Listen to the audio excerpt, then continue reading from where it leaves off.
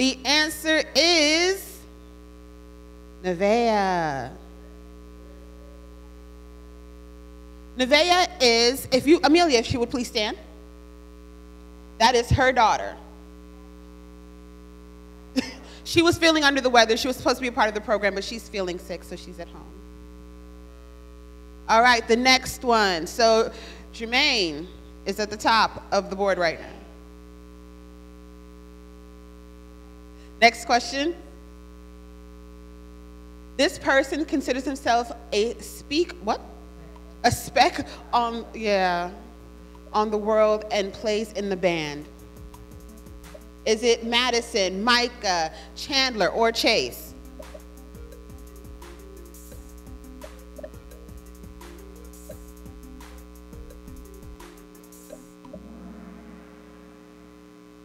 The answer is Micah. Correct answer is Jermaine has gotten the correct answer in that one. Micah, if you could please stand so everyone will know who you are. This is Micah. He plays in a band, and he considers himself a spec. This person plays basketball and has a YouTube channel. This one should be an easy one. Is it Jason, Danielle, Felicia, Nathan? Top of the board is Jermaine. Next question, please. Is there this person is playful and enjoys math. Is it Chandler, Nelson, Micah, or Chase?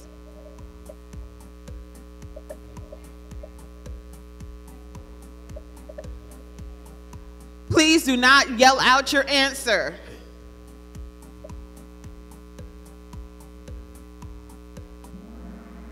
The answer is Nelson. So all of you got Nelson, got the right answer. David is at the top for that one. The next question. On the dance team, honor student and puts a smile on people's face. Is it David, Micah, Janae, or Madison?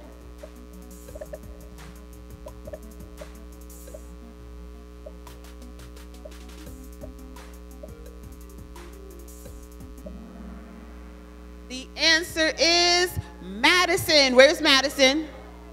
There goes Madison right there. So everybody, that is Madison. David got that answer correct. He's at the top of the board right now. Next question, please. This person enjoys making music and usually stays to themselves. You can't play Jason. Is it David, Micah, Jason, or David? Remember, there's two. Well, I can't answer which David. There's two Davids.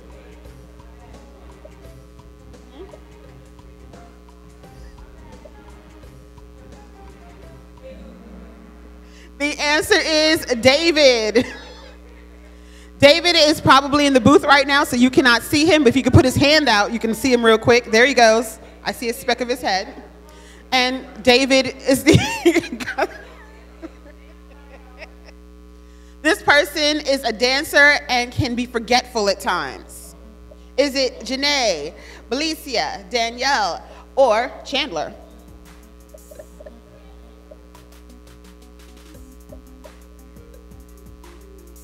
Who's got it? Who's got it?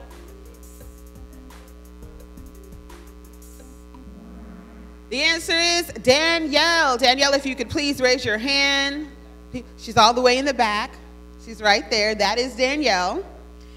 And David is still at the top of the board. Okay, this person plays the clarinet, tennis, and volleyball. And it is Janae, Belicia, Micah, or David. Which one is your choice?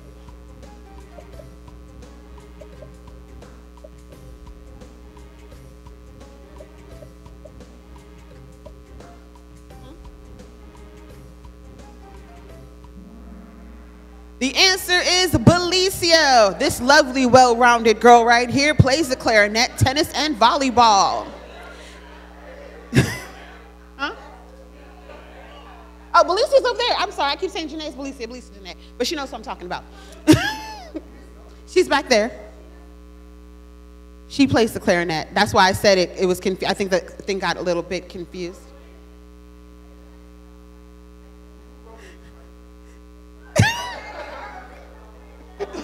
But she does play the clarinet, by the way. This has a great radio voice and is goofy. Is it Nanaya, Nelson, Micah, or Chimdi? Don't blurt out your answers, please. The answer is Chimdi. And, okay, David is still at the top right now. Okay, he's been kicked out? Okay. This person likes building things. Is it Chandler, David, Nathan, Chase?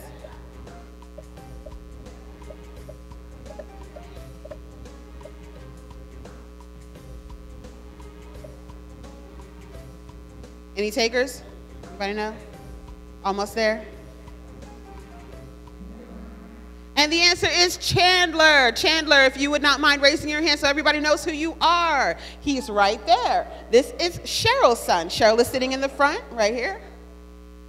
Okay, and this person plays football and enjoys online games like Fortnite. Is it Madison, Jason, Chase, or Nathan? The answer is, drum roll please.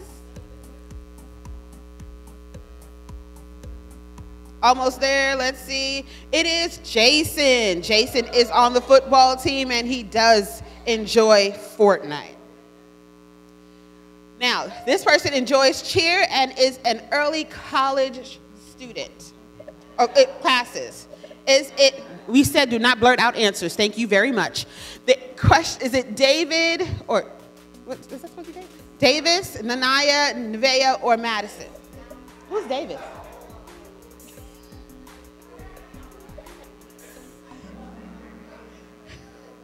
The answer is Nanaya. All of those who put Nanaya as your question, that was right. Nanaya is all the way in the back. If you would turn your eyes to the back of the sanctuary, that is Nanaya.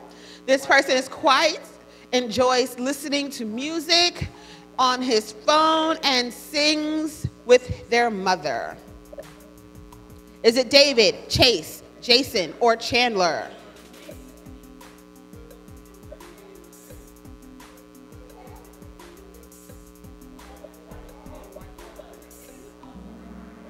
The answer is Chase. Chase has sang right here with his mom. Chase, if you would not mind standing so that they know who you are. This is Chase, also a son of Cheryl.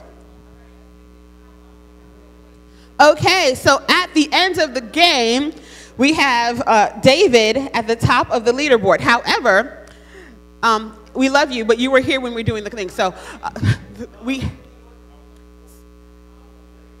well, he did have his. So Jermaine is the one who gets the points today for the win. It says G-Man. Who is named? And who put their name under? Oh, Desiree's name. So she has third place. Second place, sorry. Thank you everyone for your participation. All right, if you ever notice that our young people, you guys can come back. Jermaine, I have something for you guys at the end, even though I feel like you cheated. Our kiddos here that are walking up, I don't know if you noticed, but they are always on their cell phones, okay? That's not something that I myself I'm not always on my cell phone. I know a lot of us in here probably are not stuck to our cell phones. I'm just messing with you, Cheryl. But the point is to transform the use of the cell phone into something more positive. So whether we like it or not, whether we like the technology or not, the purpose is that our young people do like the technology. So the point for Children's Day is to get to know them, but also know that they really enjoy their tech. So how can we use it in the church in a positive way? So thank you for participating in that. Sorry, I lost my thing. So our next is going to be a scripture reading. So we're going to tone it down, take a deep breath, and we're going to stand for our scripture reading by Chase Buchanan.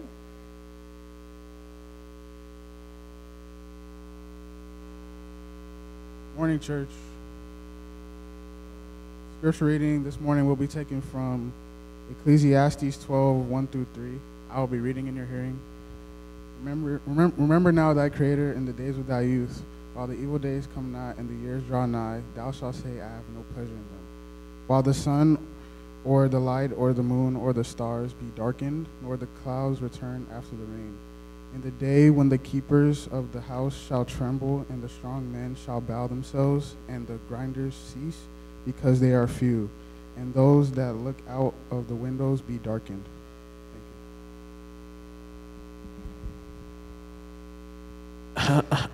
You guys can be seated.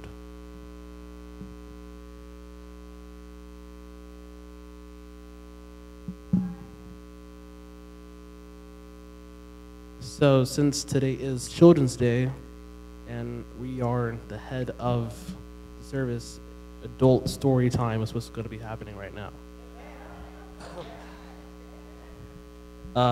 So I've never done this before, as you can tell. And I'll be starting off with the story. So we'll have two characters. One character named Jason, and the other one, Eric with a C, because Eric with K's are evil. So I'm going to tell the story, but throughout the story, I want you guys to figure out the ages of the two characters. One age is 46, the other one is 16. All right, so the story starts. So we have Jason. He's a boy or a man. He likes baseball. He watches anime. He enjoys cartoons. Eric, with the C, likes the same thing that Jason does: baseball, anime, and cartoons. They're all both members of the same church. They go around the church, meet each other day to day, say, hello, how are you doing? And then one day, news comes back, Jason's dead. We don't know why he's dead. All we know is that he likes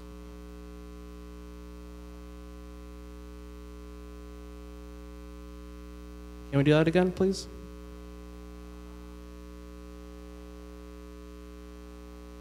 All right, so Jason's dead. And so that's one alternate ending. Second story. Eric with the C and Jason. So they're at church. Jason and Eric pass by, and then Eric with the C noticed Jason. Since they know they like the same things, baseball, anime, and cartoons, he saw Jason slump down over, all sad. So Eric with the C goes over to Jason, and they talk. So Eric with the C and Jason, they speak, and then Eric with the C realizes that Jason was depressed, very depressed. He was listening to sad music all day. He was going to kill himself that next day. So the death of Jason has been eradicated, and now the second storyline, alternate ending, is beginning. So Eric with the C and Jason talk for hours, day in and day out, and they talk about different things, about being brave at school, talking about God and all that. Good jazz. So Eric with the C, he goes to school, and then he dies. Jason asks the parents, why is he dead?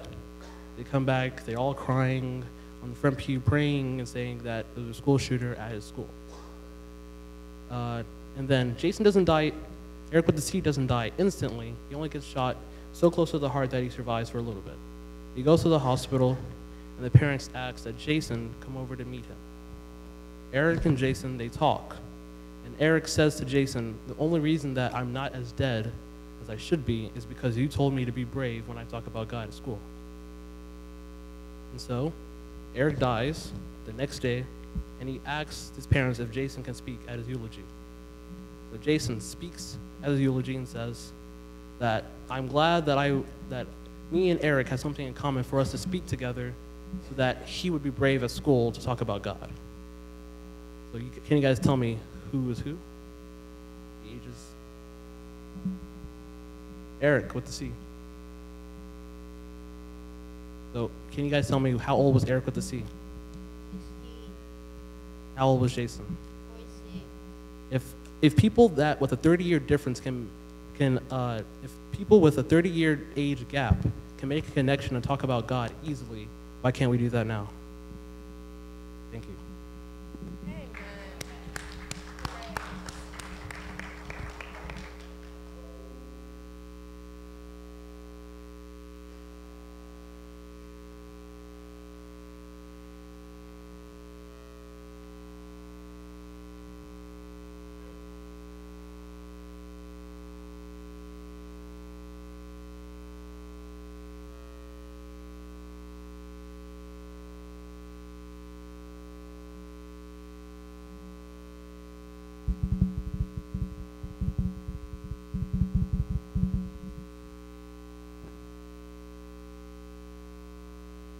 Good morning, church. How are you?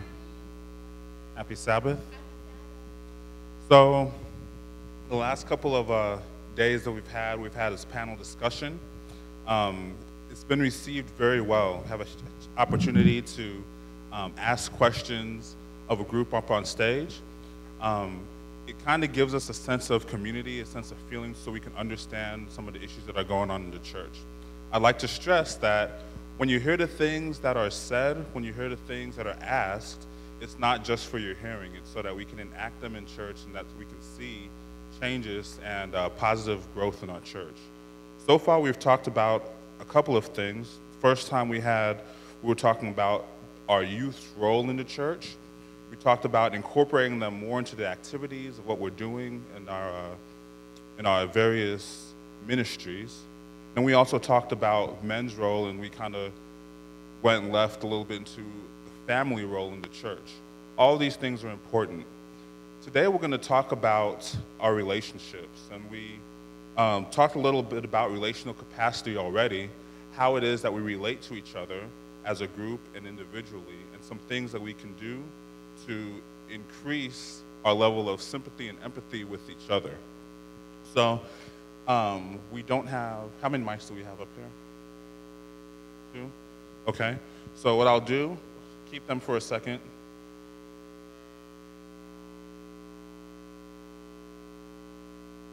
Okay. Let's just have our panelists to introduce themselves quickly.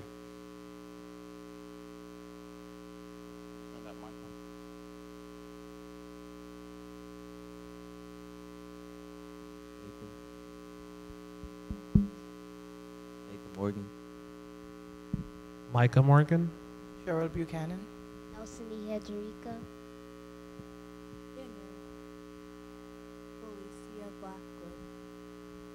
Felicia Blackwood. All right, thank you so much for agreeing to be part of this panel. I'll be asking you questions. I'll ask you directly. Keep your answers brief. And I might ask you some follow-up questions, okay? So to begin. Not like a gigantic group of people walking through the door. We speculate, but we will eventually give in. Okay. And Danielle, do you think that as a group, y'all react differently as kids?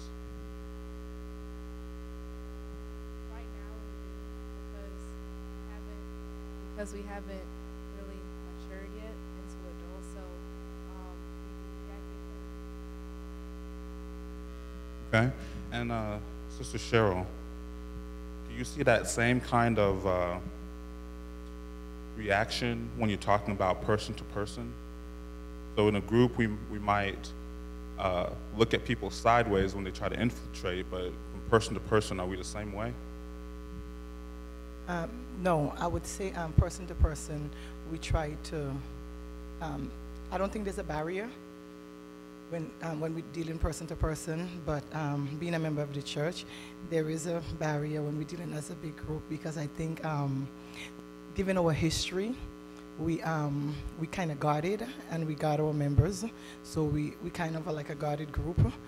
But when we get one-on-one with people, we tend to open up, and there's no barrier, and we can relate. Okay, thank you. Nathan, why do you think that it's easier to open up one-on-one than in a group setting?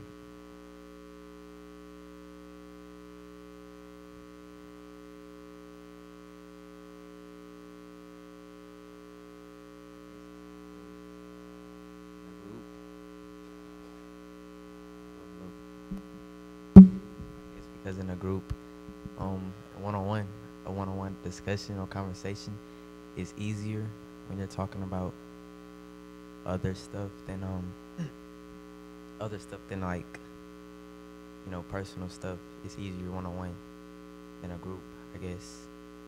Feel more comfortable with it for some people, I guess. Okay, thank you. Pastor Vanterpool, he talked about how is the one that is in control of the conversation, not the one who's speaking. Okay, thank you. Nelson, that was your turn. Who do you trust in this church and why? I trust my brother because You knew him your whole he holds a life. lot of my secrets.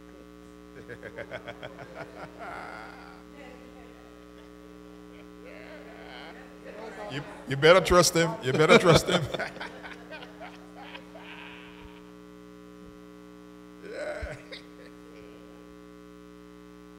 Okay. Belicia, are there times or are there ways that we tell secrets to each other in the church?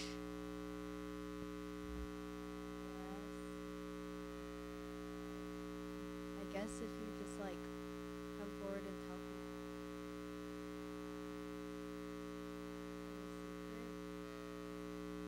and like maybe by like how you act and like what kind of person you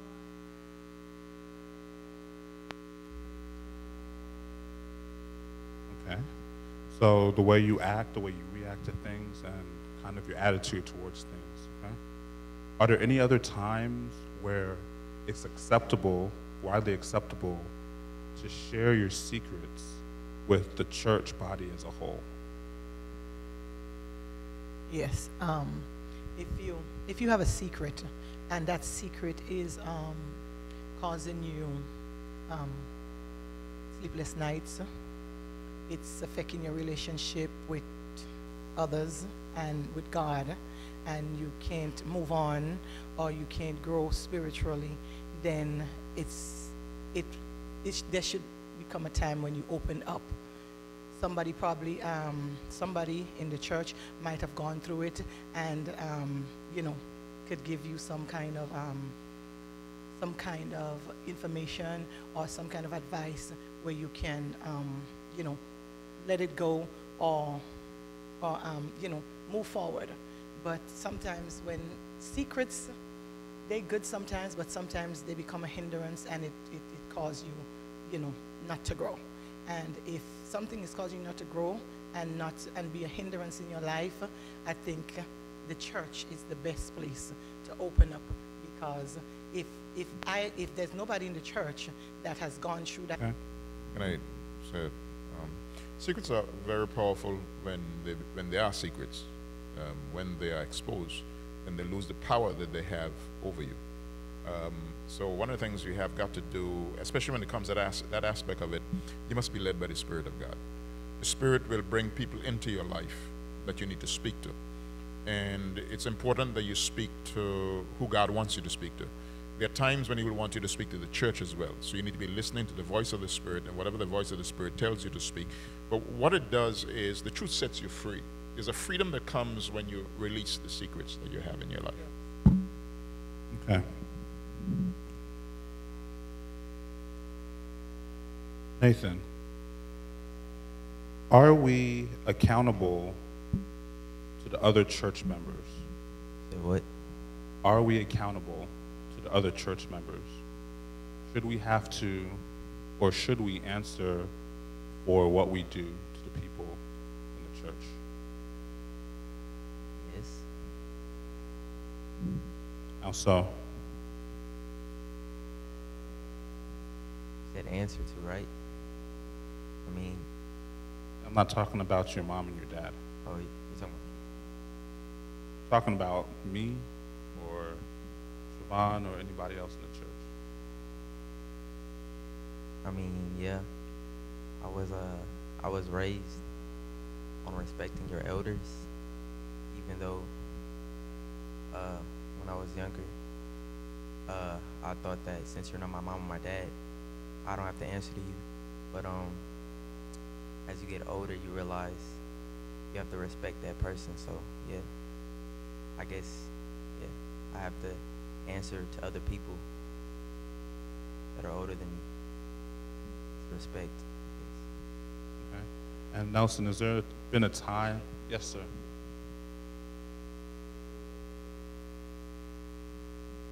Okay, so Yes, and he did make that distinction between elders and people who would be his peers.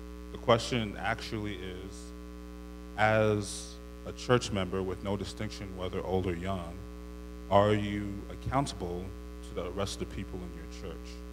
Would you like to answer that, Nelson?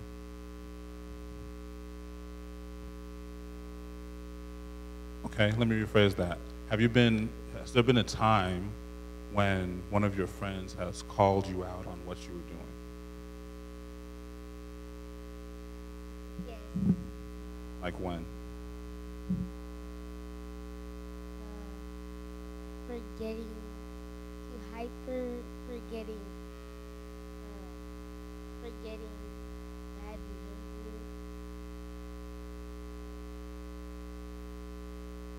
For no reason.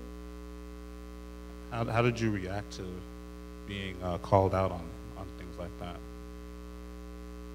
was like, what did I do? So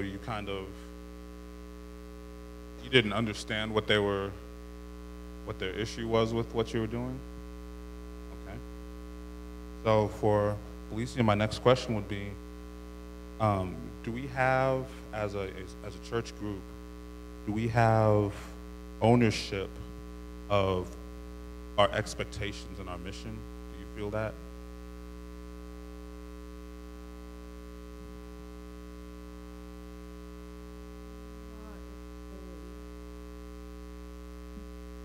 Not really.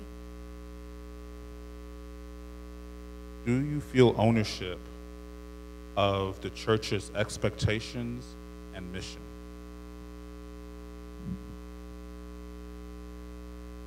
You want to? Well, let me ask Auntie Cheryl, what's the mission of this church? Our mission is to win souls and to have a strong, for those of us that are here, to have a strong foundation in the Lord. That's our mission. Have a strong foundation in the Lord. Our goal is to make it to heaven and to tell others about Jesus and win souls. I just want to piggyback a little bit on the question that you asked, Nathan. Being accountable as members of the church, I go around and I tell people I'm a Seventh-day Adventist. I don't really bring new life into it because I'm just a Seventh-day Adventist. But and whatever I do, if it's public, it's going to come back to the church and it's going to reflect back on the church. So we should always keep in mind whatever we do, we are accountable to the church. If you guys remember the Ranch Davidian, when David Koresh did all his craziness, the first thing it wasn't the first thing, but when they went back and looked, they said he was a Seventh-day Adventist. It always goes back to the church. So whatever we do in our lives, it doesn't have to necessarily be in the church. Always keep in mind that we always accountable to the church and to its members. It doesn't make a difference if you say you're from New Life. Once you're a Seventh-day Adventist, that's your label, and it affects everyone.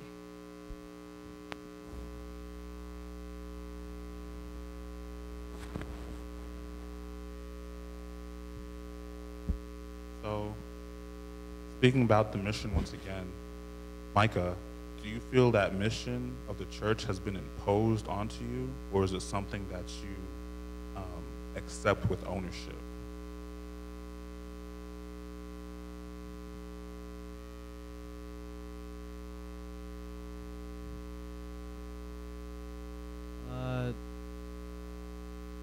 When I was younger, yes, I felt opposed because I'm sitting in the children's room.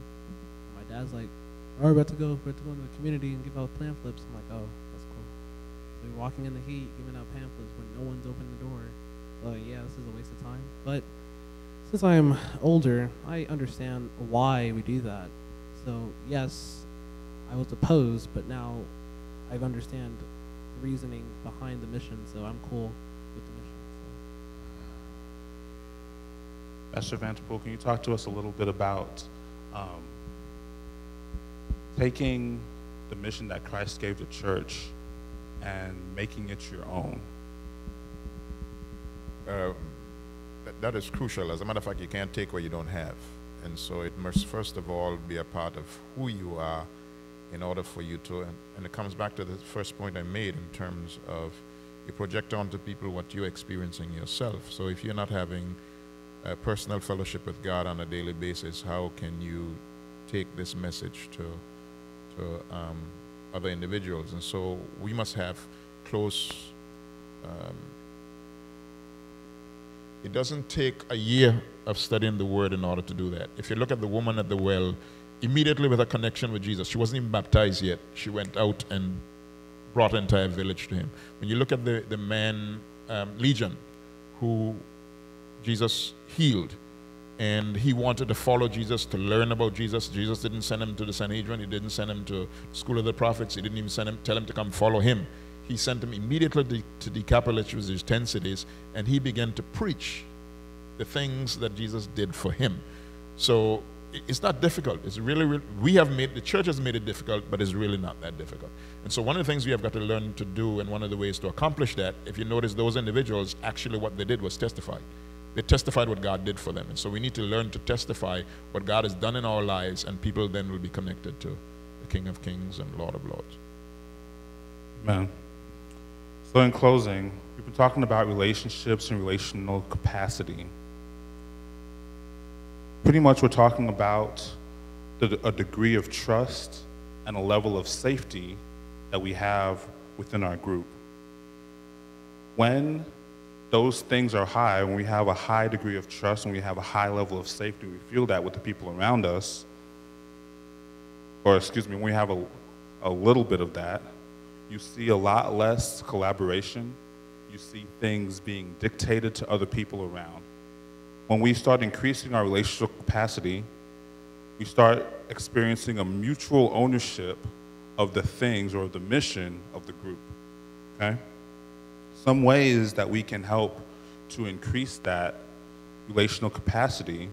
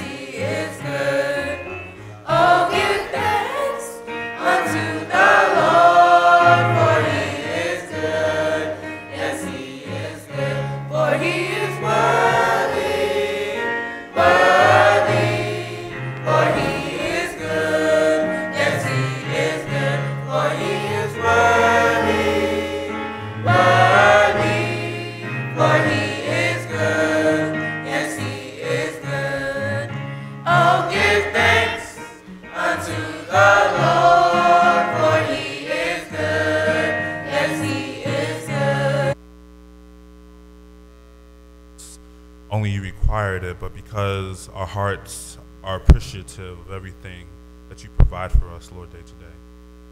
These offerings and these tithes, Lord, we pray that you help it to go towards your mission, to let others know about your love and your goodness. Thank you in Jesus' name I pray. Amen. You may stay standing, please, for our festival of praise.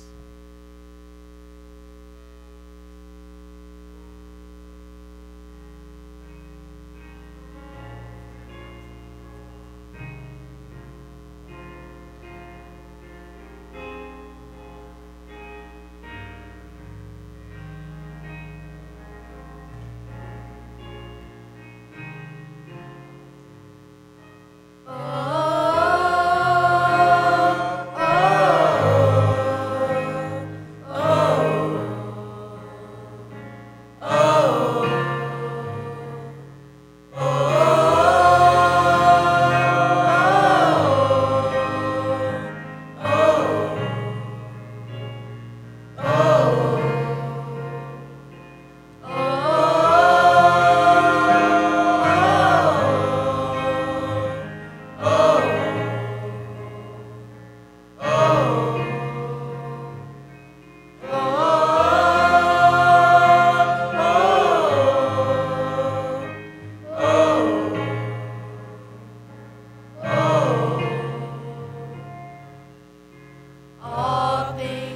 working for my good. It's intentional, never failing. All things are working for my good. He's intentional, never failing. All things are working for my good. He's intentional, never failing. All things are working for my good. He's intentional, never failing.